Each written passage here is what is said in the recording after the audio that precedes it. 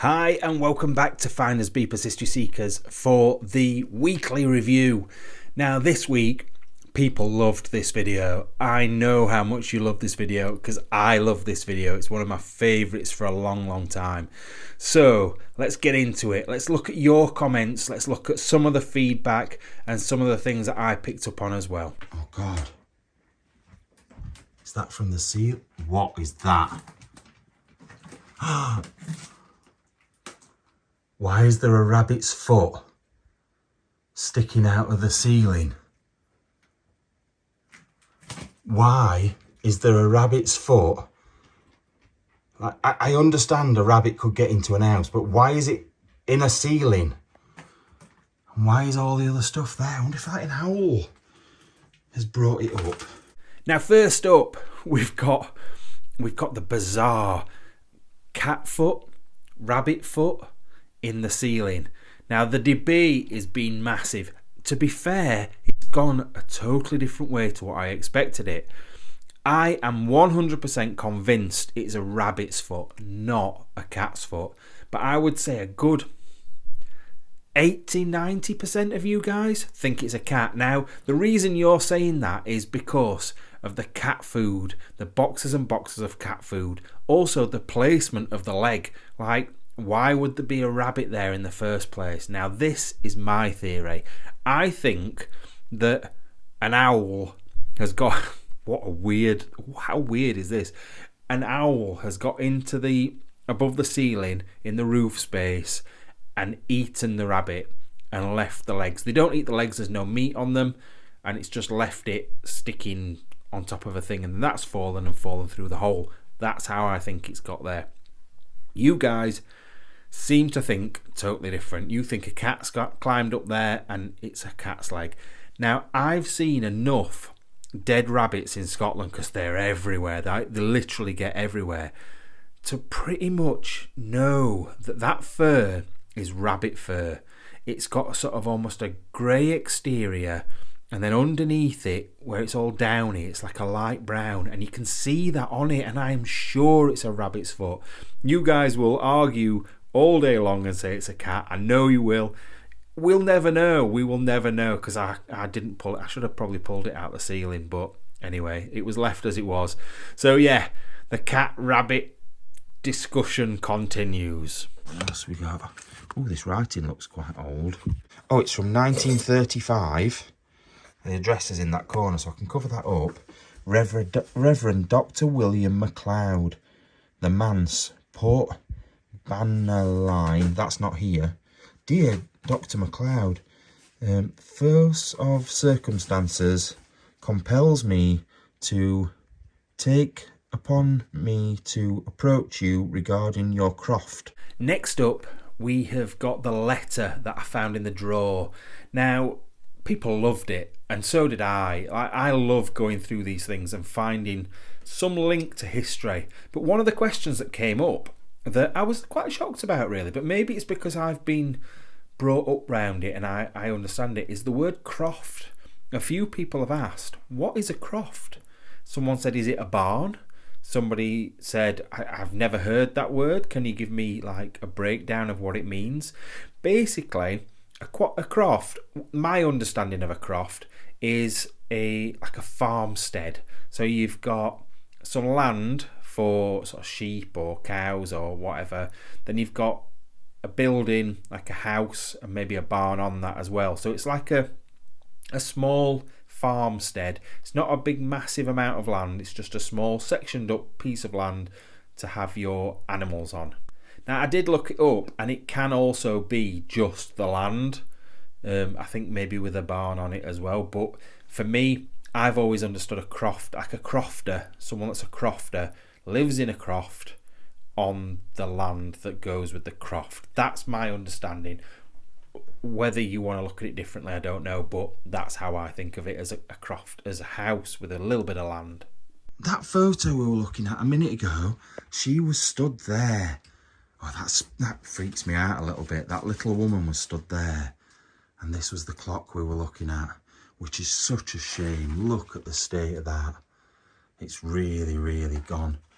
John Miller, kill winning. What's that say? Cotter's Saturday Night. Look at the coloration to that. It's just gone very old age. Oh, wait. Oh, this is good, look. So it's got a child in that corner. Then youth. So when you're at it and shagging the women. Then you go off to war.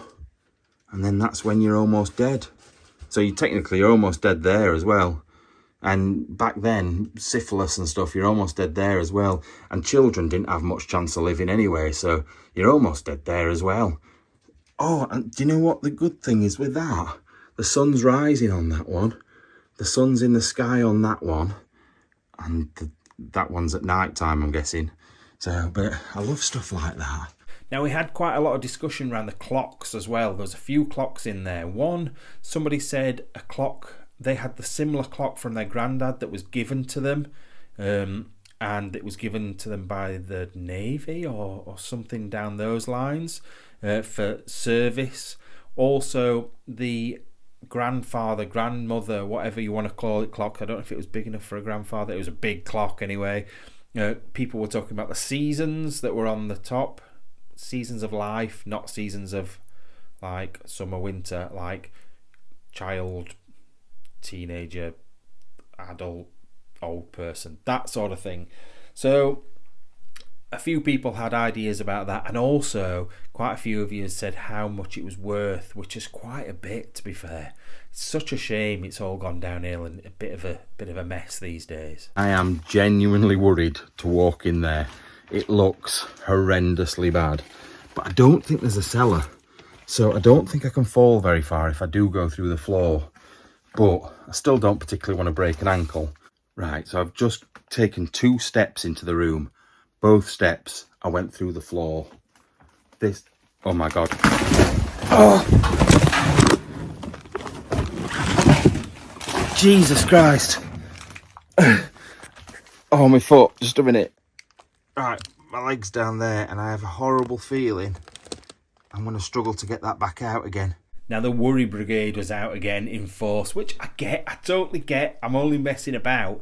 But the amount of mothers I've got out there that want to look after me and love me and make sure I don't get injured is amazing. Like, I love you for it. It's brilliant. But I went through the floor. People were like, you could have broken your leg. And what would happen then? And also the amount of people who were like, why did you go down that bunker? If it had shut, you'd be stuck down there forever.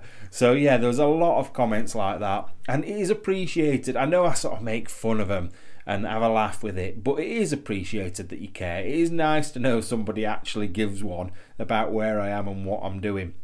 One comment said that I was doing it on purpose just to make Andy worry and come back, saying that if I died, then it'd make him feel bad forever.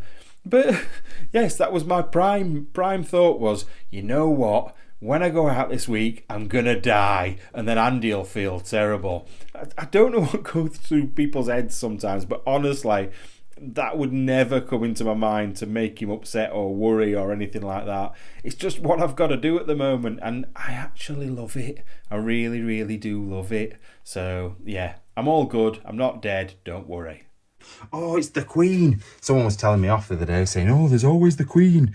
You're always going on about the Queen. Yeah, because the Queen's brilliant, especially back then. Look at her. How lovely is she? She's proper lovely. But yeah, we're proud. We're a proud nation. I know not everybody loves the Queen. Like, don't get me wrong, there's a massive amount of people that hate the Queen. Well, not the Queen, personally, the royal family. There's loads of people that don't like them in the UK. However, back when these things were from, most people loved them. Next up, I was actually pretty impressed and pretty surprised with the amount of support for our monarchy. Although a lot of them were not in the UK, so it was a lot of Americans and Australians that were like, oh, the royal family's amazing, which was a surprise on the Australian side of things, not on the American side, because the Americans love the royal family. May God bless America. I know that, but a lot of Australians want to get away from the monarchy. So I was really pleased with that. A lot of you won't be. A lot of you will be like, oh no, get down with the monarchy, down with King Charles. But no, I was very happy with that. So thank you for your support, and the Queen, I'm thinking about you. I do hope you can see me today from where you are. Unfortunately, we have seen you naked. Everything seems to be coated in a black dust, and I don't know if it's cigarette smoke, because look at the walls as well. I don't know if there's been a fire in here, or it's just from smoking, or what, but everything is coated in like a black, look, even the spider webs are covered. It just makes me think it's either smoke from smoking or smoke from there's been a fire in here, or it could just be a dodgy fire, I suppose, or something. Now, quite a few of you had an opinion on the black on the walls. Most of you thought the same thing, which was that there was black soot coming out of the cooker. And actually, looking back at it, once I'd edited everything, you could see the black marks that came out of the cooker. So it probably was that, to be fair. Other people thought there might have been a small fire in there, and some people thought smokers, but then a lot of people were saying that the colour of the walls were the wrong colour for sort of cigarette smoke. So yeah, I think you're probably right. I think it probably is where soot has come out of a dodgy cooker. But look, down here, and it's what's called an ROC post. Now, if I remember rightly, ROC stands for Royal Observation Corps. So basically what they used to do was they'd hang out around here all day and watch out for planes, and they'd have books and books of different planes so they could recognise what it was that was flying through the sky, whether it was friend or foe. Because you've got to think, right up in the north of Scotland, this was a place that Hitler attacked quite a lot, like with U-boats, with big boats coming across from places like Finland and stuff like that. Oh, 1973. So there, all the things that were seen. What's that say? Something oh, I can't read it. It's really hard to read. Now, a lot of people liked the bunker, even though they were worried I was going to get stuck down there. Loads of people thought that it was brilliant that there was still all the documents down there, all the bits of paper and stuff as well. People thought that I was saying that the bunker was for like the Germans and Nazi Germany. What I was saying was, up round there was a lot of stuff, sort of like chain home places where they viewed what was going on with the Nazis coming across, and a lot of U-boats were brought down around sort of the Orkneys and that way.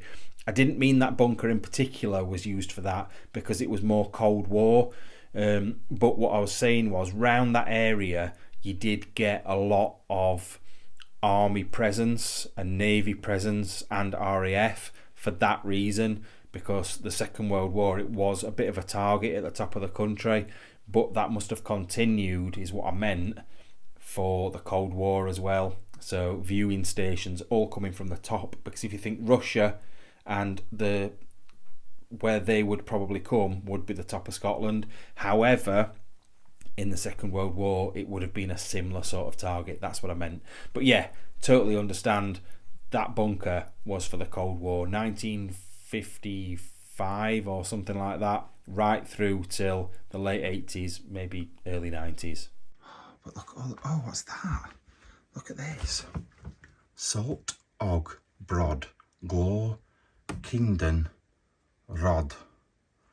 Now that sound, when I said it, it sounded Welsh, but I bet it's Gaelic or Celtic. Look at that. I've not noticed the outsides. Look, little man on it. Salt Og Brod Glor Kingdon Rod.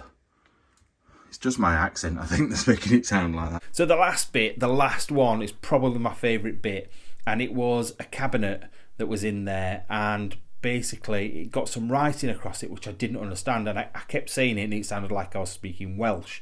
However, it turns out that it's Scandinavian. However, I don't know which, because we've had people saying it was Danish, some people saying it was Swedish, and some people saying it was Norwegian. So, and one of the people we spoke to was from Norway, and he was saying it was Norwegian. So I don't know whether it was just something that basically moved across the countries and it was the same, but it was salt and bread to make your cheeks red, or something similar to that. And basically it rhymes in Norwegian or Swedish or Danish, but not as well in English. But basically that's what it means. Fill your stomach to make you healthy. And I just loved it. I love all the Scandinavian stuff anyway. I've always had a bit of an interest in it. I think it's because of the heritage, and I've always felt like that even before I did sort of DNA things and found out what country I'm from, or my family's from originally and stuff. I've always had a bit of a thing for Swedish, Danish, Finnish, and Norwegian. All of those has been something that, I don't know, they're just a bit mystical. Anyway, hope you've enjoyed the video. I really enjoyed this one. I am sad to see the end of the Scottish Explores. However, there's a road trip coming very, very soon. Very, very, very soon. It's only a short one. I am flying out of the country. I am going to 2 different countries, and I'll tell you now, it's a bit of a secret, but I'm going to